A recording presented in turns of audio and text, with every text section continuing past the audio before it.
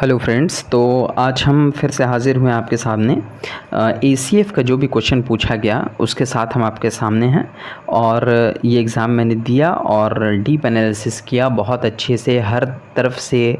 बहुत सारे क्वेश्चन ऐसे हैं जिनका आंसर मिलना मुमकिन नहीं था, उसको भी मैंने बहुत सर्च करके और बहुत सारे यूनिवर्सिटी के साइट्स में कुछ क्वेश्चंस के आंसर प्रॉपर मिले, तो सारे जगह से छांट करके मैंने क्वेश्चन जो है आंसर्स कलेक्ट किए हैं और आपके सामने ला रहा हूं। उम्मीद है कि जो आंसर की जारी होगा जेपीएससी से, शायद मेरा आंसर की हूबहू मिले। तो 50 क्वेश्चन तो उस दिन मैंने डिस्कशन कर दिए थे, परसों वाले वीडियो में आप जाके देख सकते हैं, 2 दिन पहले का वीडियो। और आज का जो ये वीडियो है इसमें मैं लगभग 100 क्वेश्चन, 51 से 150 क्वेश्चन, जिसमें मेनली कंट्रोवर्शियल क्वेश्चंस हैं, उनको कवर करने की कोशिश कर रहा हूं। तो देखिए, इसमें पहला क्वेश्चन है कि चोकाहातू जो है, ये चोकाहातू एक मुंडा महापाषाण स्थल है। ये जो है किससे रिलेटेड है, किस महापाषाण काल से रिलेटेड है? तो देखिए, ये जो चोकाहातू है ना, देखिए जब आप झारखंड के बुक्स पढ़ेंगे तो आप जब मुंडा शासन व्यवस्था पढ़ेंगे या मुंडाओं के बारे में पढ़ेंगे, तो मुंडा शासन व्यवस्था में जो अंतिम संस्कार होता है उससे रिलेटेड एक वर्ड है जिसका नाम है हड़गड़ी। ठीक है ना, ये देखिए हड़गड़ी, हड़गड़ी। ठीक है, ये जो हड़गड़ी है ना, ये क्या है? ये हड़गड़ी एक पत्थर है। ठीक है ना, पत्थर क्या है? तो जब कोई व्यक्ति डेथ कर जाता है तो उसके कब्र पे जो है एक पत्थर का टुकड़ा, शिलाखंड रखा जाता है, उसे शासन दीरी कहते हैं। ठीक है ना, तो शासन दीरी जो है, शासन दीरी, दीरी इसी का मतलब है पत्थर। तो देखिए, ये जो चोकाहातू स्थल है ना, महापाषाण स्थल, ये कब्रों का अवशेष है जिसमें पत्थर रखे हुए हैं कब्र के ऊपर। ठीक है, तो ये जो चोकाहातू स्थल है ये डोलमेन महापाषाण जो है काल से रिलेटेड है। किससे? डोलमेन महापाषाण काल से रिलेटेड है। ठीक है, तो आप अपने आंसर्स की भी मिला सकते हैं। और आप अगर नए हैं, आपने एग्ज़ाम्स नहीं भी दिए हैं, फिर भी आपके लिए ये वीडियो इंपॉर्टेंट है। क्यों इंपॉर्टेंट है? क्योंकि मैंने सारे इंपॉर्टेंट क्वेश्चन डिस्कस किए हैं। इसमें इंपॉर्टेंट क्वेश्चन क्या, जो क्वेश्चन पूछे गए हैं इनके रिपीट होने के बहुत सारे चांसेस रहते हैं विभिन्न एग्जामिनेशंस में। तो जेपीएससी का ये क्वेश्चन बहुत इंपॉर्टेंट है, आप देख सकते हैं इसको। और जिन्होंने एग्ज़ाम दिया है उनके लिए तो इंपॉर्टेंट है ही। 1857 ईस्वी के सिपाही विद्रोह में पोड़ाहाट सिंहभूम का राजा, बहुत ही महत्वपूर्ण क्वेश्चन, सभी जानते हैं, अर्जुन सिंह हैं। देखिए, लेकिन सिंहभूम में विद्रोह की शुरुआत 2 व्यक्तियों ने की थी जिनका नाम था भगवान सिंह और रामनाथ सिंह। लेकिन उसके बाद जब संजय नदी पार नहीं करने दिया जा रहा था इन्हें, सरायकेला के शासक चक्रधर सिंह और खरसावां के कुंवर जो है कुंवर सिंह, जब इन्हें पार नहीं करने दे रहे थे, सरायकेला के चक्रधर सिंह और खरसावां के हरि सिंह, ये पार नहीं करने दे रहे थे संजय नदी, तो अर्जुन सिंह ने यहाँ नेतृत्व किया था और इन्हें पार करवाया था। तो दूसरा का, ये 52 का आंसर बी होगा। चेरो इतिहास के अनुसार पलामू में चेरो राजवंश का संस्थापक कौन था? देखिए, भागवत राय है, भगवान राय है, भगवती राय है, भगवंत राय है। देखिए, मैंने जब सर्च किया तो भगवंत राय आ रहा है, लेकिन झारखंड के सभी बुक्स में भागवत राय है, भागवत राय है, लेकिन यहाँ भगवंत राय सही आंसर है। झारखंड के किस लोक उत्सव को मकर संक्रांति से जोड़ा जाता है? तो टुसू से जोड़ा जाता है। ठीक है, हो गया। इसके बाद क्या है कि चिर स्मरणीय मौलिक किताब इंसाइक्लोपीडिया ऑफ मुंडारिका के लेखक फादर हॉफमैन हैं। ठीक है, ये रोमन कैथोलिक मिशन से जुड़े हुए थे और इन्होंने इंसाइक्लोपीडिया मुंडारिका की रचना की। इंसाइक्लोपीडिया मुंडारिका को मुंडा साहित्य का विश्वकोश कहा जाता है। ठीक है, इंपॉर्टेंट क्वेश्चन है, झारखंड के बुक्स में है ये। मुड़मा जतरा एक जनजातीय मेला जो उरांव जनजाति के द्वारा मनाया जाता है। देखिए, 56 नंबर क्वेश्चन, मुड़मा जतरा जो एक जनजातीय मेला जो उरांव जनजाति के द्वारा मनाया जाता है, संबंधित है, किससे संबंधित है? देखिए, ये जो क्वेश्चन आप देख रहे हैं ना, ठीक है, अगर दूर है तो मैं थोड़ा सा करीब करने की कोशिश करता हूँ। ठीक है,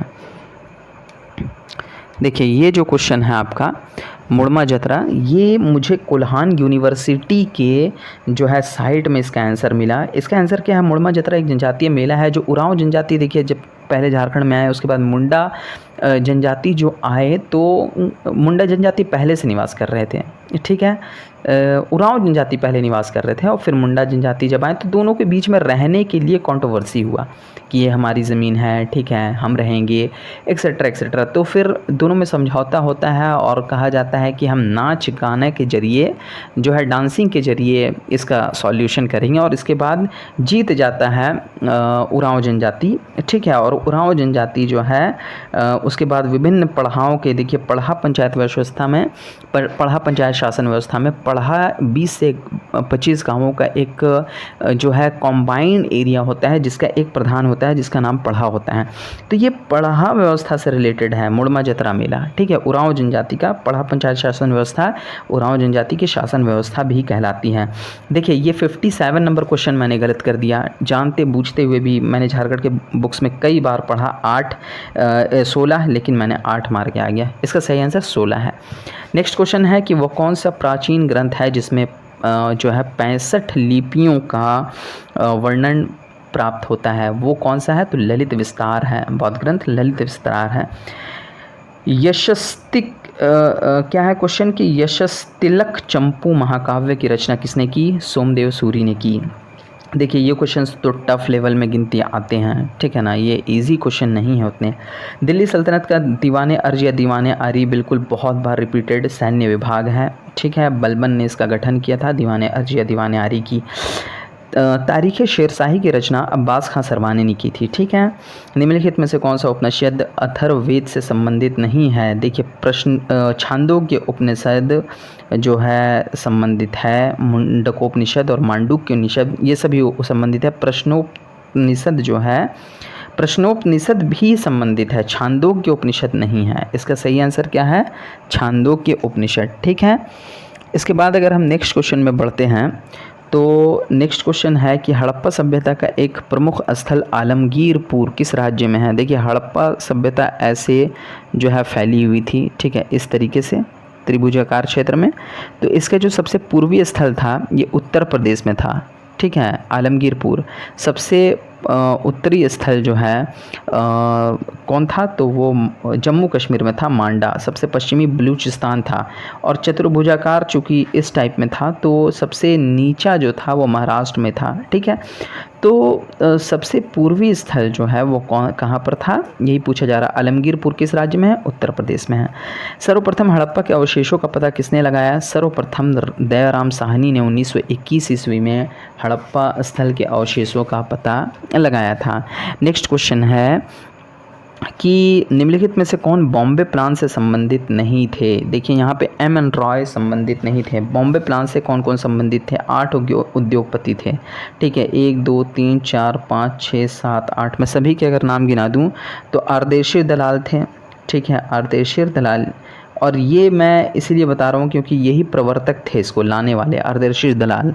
उसके बाद आपके रतन टाटा थे, JRD रतन टाटा, ठीक है, ये झारखंड से टाटा स्टील प्लांट से रिलेटेड थे, ये थे। घनश्याम बिड़ला थे इसमें, ठीक है। और लाला श्री राम भी थे, ठीक है, लाला श्री राम जो यहाँ पे ये भी थे। इसके बाद कस्तूर भाई लाल भाई थे, ठीक है। आर्देशीर D श्रॉफ थे, ठीक है, श्रॉफ थे। और पुरुषोत्तम दास ठाकुर दास भी थे।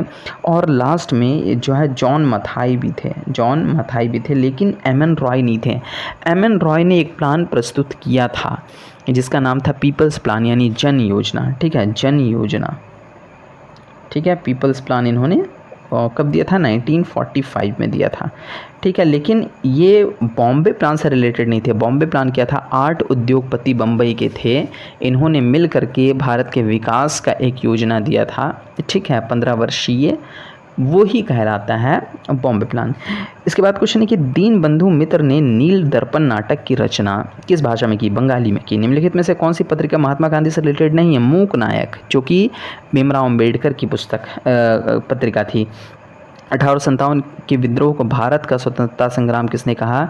सावरकर ने कहा, वीर सावरकर ने कहा भारत का प्रथम स्वतंत्रता संग्राम कहा, ठीक है। मुस्लिम लीग द्वारा मनाए गए मुक्ति दिवस को किस नेता ने अपना समर्थन दिया था? तो अम्बेडकर ने अपना समर्थन दिया था, ठीक है।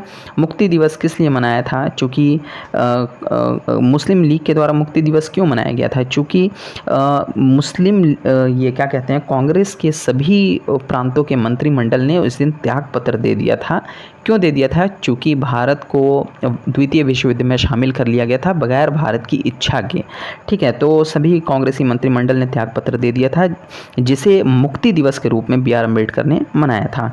रविन्द्रनाथ टैगोर से रिलेटेड ये जो क्वेश्चन है, इजी क्वेश्चन है, बहुत टफ नहीं है। ये 1896 का कलकत्ता अधिवेशन इसका आंसर है। 1937 ईस्वी के चुनाव के बाद कांग्रेस ने कितने प्रांतों में सरकार बनाई? ये टफ क्वेश्चन थोड़ा सा गिनती आता है। ये 7 प्रांतों में बनाई थी। औपनिवेशिक भारत में महिलाओं के सम्मान एवं गरिमा के लिए, ठीक है, आवाज़ उठाने वाली एक प्रमुख पुस्तक स्त्री पुरुष तुलना यानी a comparison between women and main की रचना ताराबाई शिंदे ने की थी, ठीक है। निम्नलिखित में से कौन 1917 ईस्वी के चंपारण सत्याग्रह से संबंधित नहीं हैं? तो मोहनलाल पांड्या नहीं हैं, जे.बी. कृपलानी हैं, राजेंद्र प्रसाद हैं, ये भी बिहार से रिलेटेड हैं, राजकुमार शुक्ला ने तो निमंत्रण ही दिया था, ठीक है। तो जो है नहीं है, मोहनलाल पांड्या नहीं है। औपनिवेशिक भारत में इंडियन यूनिवर्सिटीज़ एक्ट कब आया? कर्जन ने लाया था 1904 ईस्वी में, ठीक है। इसके बाद क्वेश्चन औपनिवेशिक भारत में इंडिपेंडेंट लेबर पार्टी, देखिए इंडिपेंडेंट जहाँ पे नाम आ गया ना, इसी से मैंने अलग किया था, बी आर अम्बेडकर है, ठीक है। नेक्स्ट क्वेश्चन है लंदन में इंडियन होम रूल सोसाइटी, इसी का नाम इंडिया हाउस भी था, ठीक है, India house. Indian home rule society को ही शॉर्ट में इंडिया हाउस कहते थे, ठीक है। इसकी स्थापना श्यामजी कृष्ण वर्मा ने की थी 1905 ईस्वी में। कब? 1905 ईस्वी में। और ये विदेशों में क्रांतिकारी आंदोलन का केंद्र था। लंदन में इसकी स्थापना हुई थी। भारतीय संविधान ने राष्ट्रपति के चुनाव और राज्यसभा के सदस्यों के नामांकन की पद्धति किस देश के संविधान से ली है? तो राष्ट्रपति के चुनाव की पद्धति हमने आयरिश संविधान यानी आयरलैंड के संविधान से लिया है। क्या क्या आयरलैंड के संविधान से लिया है? तो राष्ट्रपति जो 12 सदस्यों का मनोनयन करते हैं राज्यसभा में, ये प्रावधान हमने लिया है। राष्ट्रपति की निर्वाचन प्रणाली लिया है, और एक प्रावधान हमने लिया है नीति निदेशक तत्व, ये आयरलैंड के ही संविधान से लिया है। 3 प्रावधान। भारतीय संविधान का कौन सा अनुच्छेद संसद को अंतर्राष्ट्रीय संधियों और अभिसमयों आदि को प्रभावी करने के लिए कानून बनाने का अधिकार देता है, भले ही वह विषय राज्य सूची में आता हो? या आर्टिकल 253 है, 253, ठीक है। डलहौजी की हड़प नीति के अंतर्गत उदयपुर राज्य को कब हड़पा गया? 1852 में हड़पा गया, ठीक है। धर्म आदि के आधार पर विभेद का प्रतिषेध, अनुच्छेद 15, एक मूल अधिकार है जिसके अधीन, किसके अधीन आता है? तो समानता का। आप जानते हैं 6 प्रकार के अधिकार हैं, जिसमें से समानता का अधिकार जो है वो आर्टिकल 14 से 18 के बीच में आता है। तो आर्टिकल 15 इसी के बीच में लाई करता है ना, इसीलिए ये समानता के अधिकार में आएगा। कौन सा सुमेलित नहीं है? 153 राज्यों के राज्यपाल से रिलेटेड है। 54 में कार्यपालिका शक्ति राज्यपाल में निहित होगी, ये भी है। 155 राज्यपाल को हटाने से रिलेटेड नहीं है, बल्कि राज्यपाल की नियुक्ति से रिलेटेड है, राज्यपाल की नियुक्ति से रिलेटेड है, ठीक है। तो यही होगा, ठीक है। मंत्रिपरिषद 163 में सही है। नेक्स्ट क्वेश्चन है कि निम्नलिखित में से कौन सा भारत के राष्ट्रपति के निर्वाचक गण का तो भाग है, लेकिन उसके महाभियोग का भाग नहीं है? देखिए, लोकसभा राज्यसभा तो निर्वाचन का भाग है और महाभियोग का भी भाग है। राज्यों की विधानसभाएं, विधान परिषद में मेरा आंसर जा रहा था, ठीक है, लेकिन मैंने क्वेश्चन को फिर पढ़ा तो यहाँ पे आंसर आया कि निर्वाचन का भाग है लेकिन हटाने में भाग नहीं है। तो निर्वाचन में भाग तो ये नहीं है, इसलिए ये कैंसिल हो जाएगा। देखिए, ये निर्वाचन में भागीदारी होता है लेकिन हटाने में भागीदारी नहीं होता है, इसलिए विधानसभा आंसर जाएगा। भारत के संविधान में निम्नलिखित में से कौन सी एक अनुसूची दल बदल विरोधी कानून से रिलेटेड है? तो 10वीं अनुसूची है, और ये 52वां संविधान संशोधन के तहत 1985 में जोड़ा गया था। 52वें संविधान संशोधन के तहत। ये बहुत इंपॉर्टेंट क्वेश्चन है, जेपीएससी में भी 2 बार 3 बार रिपीट जो है ये हो चुका है ये क्वेश्चन, ठीक है। कभी पूछा जाता है 52वां संविधान संशोधन 85, तो कभी 10वीं अनुसूची, यानी ये कभी दल बदल पूछ लिया जाता है कि किस में है। तो दल बदल विरोधी कानून 10वीं अनुसूची से रिलेटेड है, 52वां संविधान संशोधन के तहत 1985 ईस्वी में जोड़ा गया था। निम्नलिखित में से कौन सा युग्म सुमेलित नहीं है? तो देखिए, समानता का अधिकार 14 से 18 है, स्वतंत्रता का अधिकार 19 से 22 है, धार्मिक स्वतंत्रता का अधिकार 25 से 28 तक में कुल 5 अनुच्छेदों में है, 25, 26, 27, 28, 4 अनुच्छेदों में, 25, 26, 27, 28 में। तो 25 से 28, 29 और 30 जो है ये अल्पसंख्यकों का अधिकार है, ठीक है, तो 30 यहाँ पे चढ़ गया ना, ये धार्मिक स्वतंत्रता 25 से 28 यही होगा। निम्नलिखित में किसने भारतीय ग्राम पंचायतों को नन्हा गणतंत्र कहा? चार्ल्स मैटकॉफ ने कहा था। ठीक है, नन्हा गणतंत्र यानी छोटा गणतंत्र, इसी तरीके से कहा था। केंद्र और राज्यों के बीच अगर कोई विवाद होता है तो उसके निर्णय करने की भारत के उच्चतम न्यायालय की कौन सी शक्ति है? तो मौलिक अधिकार की शक्ति है। देखिए, अगर दो स्टेट के बीच में विवाद हो जाए या फिर सेंटर स्टेट के बीच में विवाद हो जाए तो वो विवाद अपने आप जो है सर्वोच्च न्यायालय के पास चला जाता है। ये सर्वोच्च न्यायालय का मौलिक अधिकार है। ठीक है, अपीलीय अधिकार भी सर्वोच्च न्यायालय का अधिकार है और जो है सलाहकारी अधिकार भी सर्वोच्च न्यायालय का अधिकार है। निम्नलिखित में से कौन सा सुमेलित नहीं है? तो आर्टिकल 54 निर्वाचन से रिलेटेड है, 56 कार्यकाल से रिलेटेड है, 58 राष्ट्रपति के निर्वाचन की अर्हताएं हैं, लेकिन 66 में महाभियोग नहीं है, ये 61 में है। ठीक है, निम्नलिखित में से कौन कभी लोकसभा का स्पीकर नहीं रहा है? KVK सुंदरम नहीं रहे हैं। लोकसभा में अनुसूचित जनजातियों के लिए किस राज्य में सर्वाधिक आरक्षित सीटें हैं? ये मध्य प्रदेश में, चूँकि ये सर्वाधिक सर्वाधिक जनसंख्या वाला ट्राइबल स्टेट है। निम्नलिखित में से कौन सा अनुच्छेद अंतर्राष्ट्रीय शांति सुरक्षा को बढ़ावा देने की बात करता है? ये DPSP यानी directive principle of state policy यानी राज्य के नीति निर्देशक तत्व का हिस्सा है। आर्टिकल 51 इसमें आता है। ठीक है, भारत के उपराष्ट्रपति को पदच्युत करने का संकल्प निम्नलिखित में से कहाँ प्रस्तावित किया जा सकता है? देखिए, उपराष्ट्रपति के निर्वाचन में लोकसभा राज्यसभा दोनों भाग लेते हैं, लेकिन हटाने का अधिकार केवल राज्यसभा को है, यानी प्रस्ताव लाने का अधिकार केवल राज्यसभा को है। हाँ, लेकिन लोकसभा उससे सहमत होना चाहिए, तभी ये प्रस्ताव पारित हो पाएगा। निम्नलिखित में से कौन सा एक सुमेलित नहीं है? देखिए, इसमें आर्टिकल 371F सुमेलित नहीं है, ये सिक्किम से रिलेटेड है, सिक्किम को विशेषाधिकार ये देता है। ठीक है, इसके बाद क्वेश्चन है, भारत के संविधान की 7वीं अनुसूची की संघ सूची में निम्नलिखित में से कौन सा एक विषय सम्मिलित है? संघ सूची में इंश्योरेंस है, कृषि, मत्स्य पालन, सार्वजनिक स्वास्थ्य, स्वच्छता, ये सब सभी राज्य सूची का विषय है। बीमा नहीं है, बीमा संघ सूची का विषय है। ठीक है, नेक्स्ट क्वेश्चन है कि कौन सा मिलान नहीं है? तो देखिए, ये मिलान नहीं है। आर्टिकल 243 का जे, ये आर्टिकल 243 का जे में अब है क्या? तो इसमें अकाउंट्स एंड ऑडिट से रिलेटेड है। ठीक है, लेखा परीक्षा से, पंचायतों का लेखा परीक्षा से रिलेटेड है ये। भारतीय संविधान के किस अनुच्छेद में उच्च न्यायालयों में सेवानिवृत्त न्यायाधीशों की नियुक्ति का प्रावधान है? आर्टिकल 224A में ये प्रावधान है। नेक्स्ट क्वेश्चन है कि यूक्रेन की उत्तरी सीमा किससे लगती है? तो ये लगती है बेलारूस से। ठीक है, नेक्स्ट क्वेश्चन, नॉर्वे और यूनाइटेड किंगडम के मध्य कौन सा सागर है? उत्तरी सागर है। कौन सा सुमेलित यहाँ पर नहीं है? देखिए, यहाँ पर भी जो सुमेलित नहीं है ये है 243Y, ये V भी सुमेलित है, T भी सुमेलित है, ZA सुमेलित नहीं है, ये आंसर होगा इसका। भारतीय संविधान ने भारत के राष्ट्रपति को हटाने का प्रावधान किस देश से अपनाया? तो ये राष्ट्रपति को हटाने का प्रावधान हमने USA के संविधान से लिया है। ठीक है, किस देश के मानक समय का निर्धारण किस आधार पर किया जाता है? देखिए, किसी भी देश के मानक समय का निर्धारण जो है कैसे किया जाता है वो आप देख लिए। एक है ग्रीनविच लाइन। ठीक है, अब ये भारत से पश्चिम में है, भारत यहाँ पे है। ठीक है ना, तो ये ग्रीनविच लाइन मानक समय का निर्धारण, यहाँ से सभी देश का टाइम का निर्धारण होता है, लेकिन यहाँ पूछा जा रहा है किसी देश के मानक समय का निर्धारण। तो किसी भी देश के मानक समय का निर्धारण कैसे होता है? तो उस देश के बीचों बीच से गुजरने वाली जो देशांतर रेखा होती है उससे निर्धारण होता है। तो इसका आंसर सही डी जाएगा। ठीक है, इसका आंसर इनमें से कोई नहीं जाएगा। यहाँ पर आएगा कि उस देश की मध्य से जाने वाली देशांतर रेखा इसका सही आंसर होगा, लेकिन यहाँ पे प्रधान मध्याह्न रेखा को भी आयोग आंसर मान सकता है। आयोग भी बहुत उल्टा पुल्टा आयोग है, आपने देख ही लिया रेंजर में कितने बकवास जो है आंसर की इन्होंने दिया है। 5-6 क्वेश्चन तो ऐसा गलत दे दिया है कि मतलब कि बच्चा भी उसका गलत नहीं देगा। इंदिरा कॉल जो है सुदूर उत्तर में है, जम्मू कश्मीर में, जबकि इंदिरा पॉइंट साउथ में है। ठीक है, निम्नलिखित में से किसमें पठारी क्षेत्र की ऊंचाई अधिकतम है? अभी तक नहीं पता चला है। दक्कन का पठार सभी स्टेट में फैला हुआ है। अब कहाँ ऊंचाई अधिक है जाके देखना होगा। देखते हैं आयोग क्या मानता है। जितने भी टीचर्स हैं कर्नाटक दे दिए हैं, पता नहीं कहाँ से दिए। निम्नलिखित में से किस नदी का अपवाह क्षेत्र सर्वाधिक है? तो गोदावरी सही है, बहुत ज़्यादा स्टेट्स में बहती है। ठीक है। जापान में निम्नलिखित 4 द्वीपों को उत्तर से दक्षिण तक सजाइए। तो पहले जापान चलना होगा इसके लिए, उसके बाद हम सजाएंगे। ये सब क्वेश्चन दिए ही जाते हैं गलत करने के लिए, छोड़ने के लिए, परेशान ना होइए। शीतोष्ण कटिबंधीय घास के, हालांकि इसका सही आंसर बी है। शीतोष्ण कटिबंधीय घास के मैदान डैश में पाए जाते हैं। शीतोष्ण कटिबंधीय घास के मैदान अर्जेंटीना में पाए जाते हैं। रेड क्लिफ लाइन बच्चा भी मार देगा, इंडिया पाकिस्तान में है। ये सब जो है इजी क्वेश्चन आता है।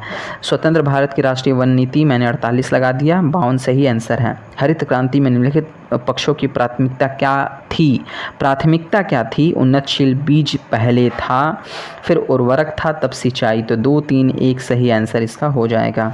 निम्नलिखित में से किस राज्य की कुल जनसंख्या में मलिन बस्ती निवास की न्यूनतम जनसंख्या है? गोवा में है। निम्नलिखित में से जो है किस राज्य में पीट मिट्टी पाई जाती है? केरला में। राष्ट्रीय जलमार्ग है, सी जाएगा आंसर, दोनों है, गंगा ब्रह्मपुत्र। ठीक है।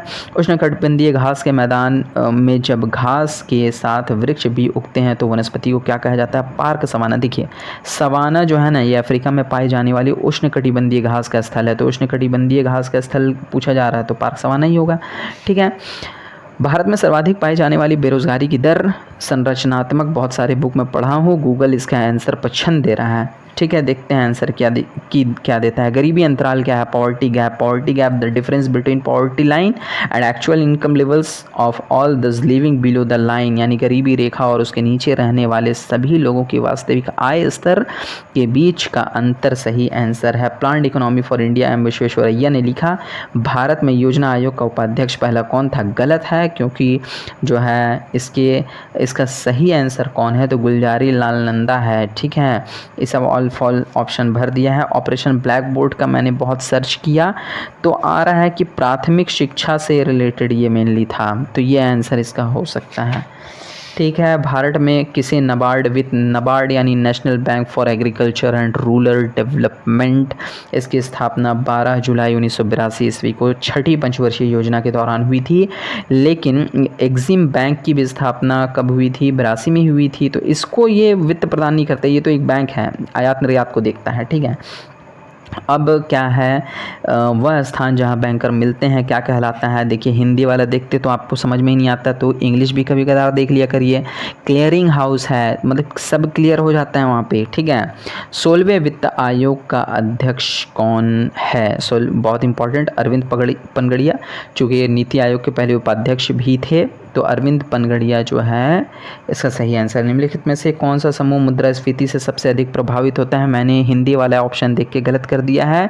क्रेडिटर जो है अगर देख लेता तो सही होता, मुझे पता था, सारा लॉजिक पता है, लेनदार देनदार में गलती हो गया।